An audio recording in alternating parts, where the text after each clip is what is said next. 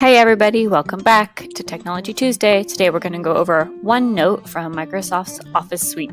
OneNote is a tiered organizational system of notebooks, sections, and pages that can be used by teachers and students alike. The best way to conceptualize OneNote is as a virtual binder or planner, divided by binder tabs and loose leaf pages.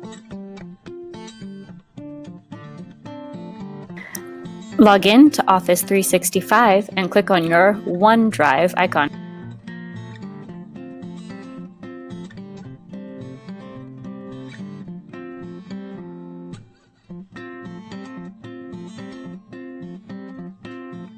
From the drop-down menu titled New, select OneNote Notebook.